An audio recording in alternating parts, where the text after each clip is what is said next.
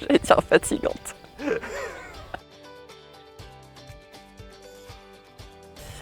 Alors, je m'appelle Maxime Cohen, j'ai 27 ans et j'ai choisi cette formation pour une forme de reconversion professionnelle.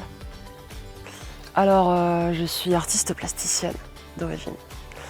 J'ai commencé mes études par une formation en fresque et mosaïque, ce qui m'a permis de faire pas mal de pratiques en enduit. Et après, j'ai divergé vers un travail de plasticienne que j'ai pas abandonné, mais que je veux agrémenter, on va dire, de la formation Gara et qui vient venir en complémentarité avec ce que j'ai appris en enduit.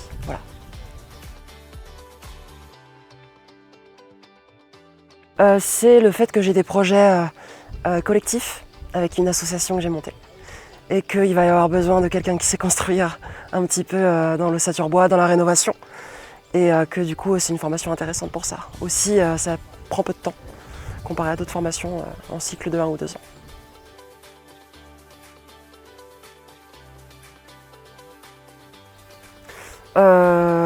L'autodétermination, parce que c'est un domaine que je connaissais pas vraiment, la construction, à part, en tout cas pas réglementé et pas à ce point aussi technique. Donc non, là c'est juste se dire on y va et on suit ce que nous disent les formateurs et ça va bien se passer, quoi.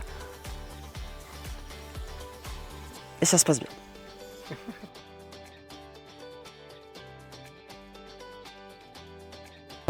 Pour le moment, c'est la quantité d'informations qu'il faut emmagasiner, donc c'est un peu, faut s'accrocher. En revanche, c'est hyper complet, donc, mais ouais, c'est la charge importante, faut être prêt. Faut être prêt à ça. Après, c'est le prix à payer pour avoir une formation courte et efficace. Voilà, je pense que c'est bien d'en avoir conscience, quoi.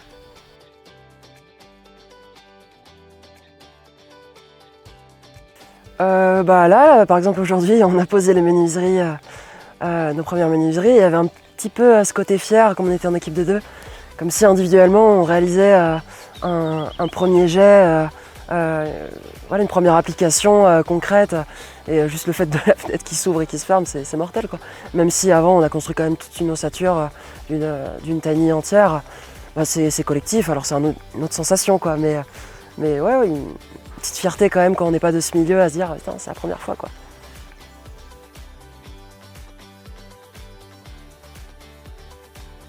J'aimerais bien être employée après cette formation pour consolider un peu ce que je vais apprendre ici.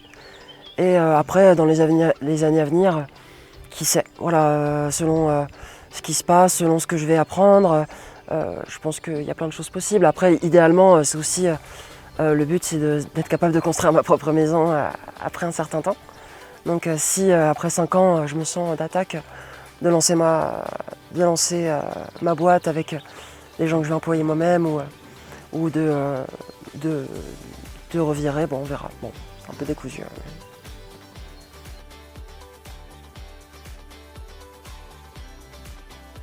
Voilà. Dans mes rêves les plus fous, c'est pas le métier passion pour moi de base. En fait, je trouve qu'il a vachement de sens par rapport à mon métier actuel, qui a un autre sens et une autre application dans la vie collective. Mais là, je trouve un sens nouveau que je ne trouve pas dans mon métier de base, qui est d'artiste. Donc, je pense que dans 5 ans, ça va être ne pas pouvoir peut-être éventuellement lier les deux. Voilà.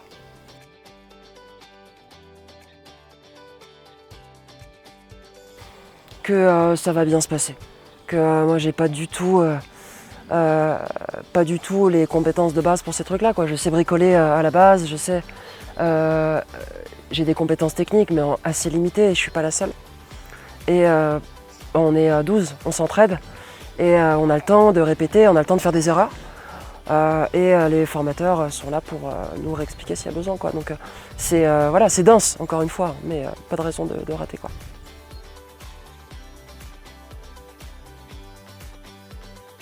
Ouais. Attends, je réfléchis du coup. Ah, il y a, en un mot, découverte.